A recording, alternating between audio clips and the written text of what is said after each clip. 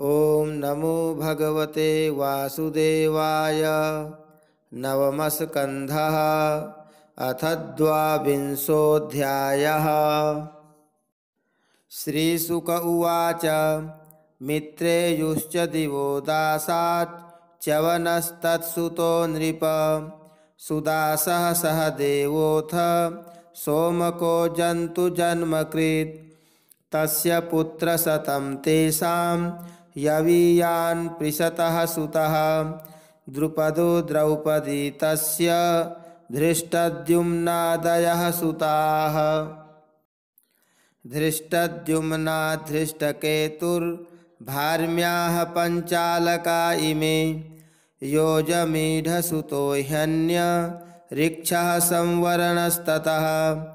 तपत्यां सूर्यकन्यायां कुरुक्षेत्रपतिः कुरुः।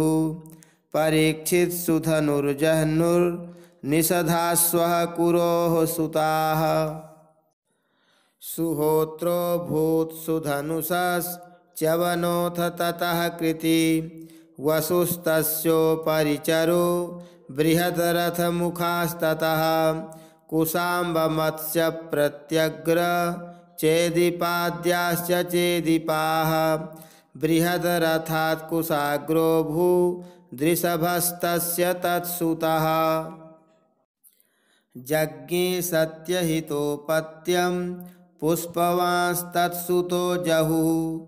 अन्यस्यां चापि भार्यायां सकले द्वे बृहद्रथात्।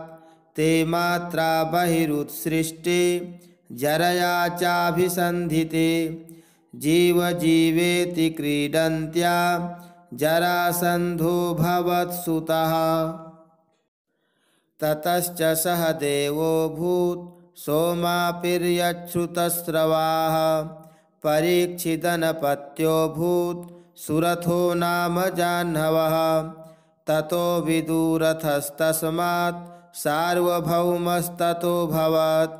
जयसेनस्तत्तनयो राधिकोतो युतो ह्यभूत्। ततश्च क्रोधनस्तस्मात् देवातिथिरमुष्य च। ऋष्यस्तस्य दिलीपोऽभूत् प्रतीपस्तस्य चात्मजः। देवापि हि सन्तनुस्तस्य बाह्लीक इति चात्मजाः। पितृराज्यं परित्यज्य देवापि स्तुवनं गतः। अभवच्छन्तनु राजा प्राङ्महाभिसंगितः। यं यं कराभ्यां स्पृशति जीर्णं यौवनमेति सः। शान्तिमाप्नोति चैवाग्र्यां कर्मणा तेन शन्तनुः। समाद्वादश तद्राज्ये नववर्ष यदा विभुः। शन्तनुर्ब्राह्मणैरुक्तः परिवेत्तायमग्रभुक्। राज्यं देहि अग्रजायासु पुरराष्ट्रविवृद्धये। एवमुक्तो द्विजैर्ज्येष्ठं छन्दयामास सोऽब्रवीत्। तन्मन्त्रिप्रहितैर्विप्रैर्वेदाद्विभ्रंसितो गिरा। वेदवादातिवादान् वै तदा देवो ववर्षः। देवापिर्योगमास्थाय कलापग्राममाश्रितः। सोमवंशे कलौ नष्टे कृतादौ स्थापयिष्यति। बाल्हीकात् सोमदत्तोऽभूत् भूरिर्भूरिस्रवास्ततः। शलश्च शन्तनुरासीत् गङ्गायां भीष्म आत्मवान्। सर्वधर्मविदां श्रेष्ठो महाभागवतः कविः। वीरयूथाग्रणीर्येण रामोऽपि युधितोषितः। शन्तनोर्दासकन्यायां जज्ञे चित्राङ्गदः सुतः। विचित्रवीर्यश्चावरजो नाम्ना चित्राङ्गदो हतः। यस्यां पराशरात् साक्षादवतीर्णो हरिः कला। वेदगुप्तो मुनिः कृष्णो यतोऽहमिदमध्यगाम् हित्वा स्वशिष्यान् पैलादीन् भगवान् बादरायणः मह्यं पुत्राय शान्ताय परं गुह्यमिदं जगौ विचित्रवीर्योऽथोवाह काशीराजसुते बलात् स्वयंवरादुपानीते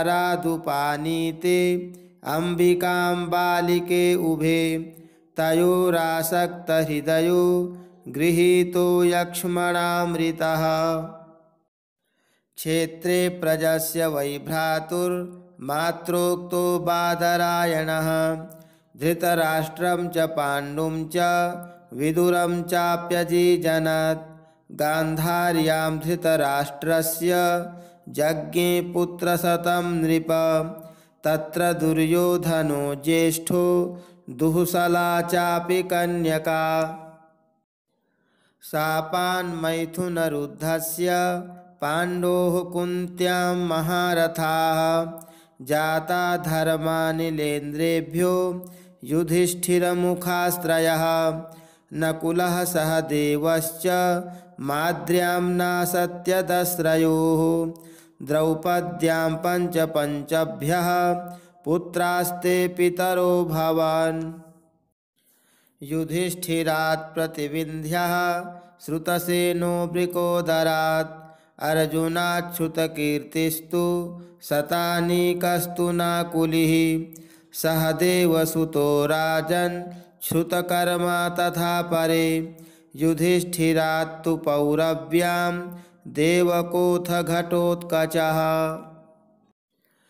भीमसेनाद्धिडिम्बायां काल्यां सर्वगतस्ततः सहदेवात् सुहोत्रं तु विजयासूतपार्वती करेणुमत्यां नकुलो निरमित्रं तथार्जुनः इरावन्तमुलूप्यां वै सुतायां बभ्रुवाहनं मणिपुरपतेः सोऽपि तत्पुत्रः पुत्रिकासुतः तव तातः सुभद्रायामभिमन्युरजायत सर्वातिरथजिद्वीर उत्तरायां ततो भवान् परीक्षीणेषु कुरुषु द्रोणेर्ब्रह्मास्त्रतेजसा त्वं च कृष्णानुभावेन सजीवो मोचितोऽन्तकात् तवेमे तनयास्तात जनमे जयपूर्वकाः श्रुतसेनो भीमसेन उग्रसेनश्च वीर्यवान् जनमे जयस्त्वां विदित्वा तक्षकान्निधनं गतं सर्पान् वै सर्पयागाग्नौ सहोष्यतिरुषान्वितः कावसेयं पुरोधाय तुरं तुरगमेधयाट् समन्तात् पृथिवीं सर्वां जित्वा यक्षति चाध्वरैः तस्य पुत्रः शतानीको याज्ञवल्क्यात्रयीं पठन् अस्त्रज्ञानं क्रियाज्ञानं शौनकात् परमेष्यति सहस्रानीकस्तत्पुत्रस्ततश्चैवाश्वमेधजः असीमकृष्णस्तस्यापि नेमिचक्रस्तु तत्सुतः गजाह्वये हृते नद्या कौशाम्ब्यां साधुवत्स्यति उक्तस्ततश्चित्ररथस्तस्मात् कविरथः सुतः तस्माच्च वृष्टिमांस्तस्य सुषेणोऽथ महीपतिः सुनीतस्तस्य भविता नृचक्षुर्यत्सुखी नलः परिप्लवः सुतस्तस्मान् मेधावी सुनयात्मजः नृपञ्जयस्ततो दूर्वस्तिमिस्तस्माज्जनिष्यति तिमेर्बृहद्रथस्तस्मात् शतानीकः सुदासजः शतानीका दुर्दमनस्तस्यापत्यं बहिनरः दण्डपाणिर्निमिस्तस्य क्षेमको भविता नृपः ब्रह्मक्षत्रस्य वै प्रोक्तो वंशो देवर्षिसत्कृतः क्षेमकं प्राप्य राजानं संस्थां प्राप्स्यति वै कलौ। अथ मागधराजानो भवितारो वदामि ते। भविता सह देवस्य मार्जारिर्यच्छ्रुतस्रवाः। ततो युतायुस्तस्यापि निरमित्रोऽथ तत्सुतः। सुनक्षत्रः सुनक्षत्रात् बृहत्सेनोऽथ कर्मजित्। ततः श्रितञ्जयाद् विप्रः शुचिस्तस्य भविष्यति। क्षेमोऽथ सुव्रतस्तस्मात् धर्मसूत्रः समस्ततः। द्युमत्सेनोऽथ सुमतिः सुबलो जनिता ततः। सुनीतः सत्यजिदथ विश्वजित् यद्रिपुञ्जयः। बार्हद्रथाश्च भूपाला भाव्याः साहस्रवत्सराम्।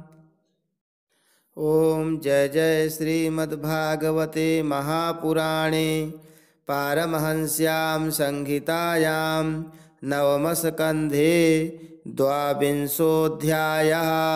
श्रीकृष्णार्पणमस्तु।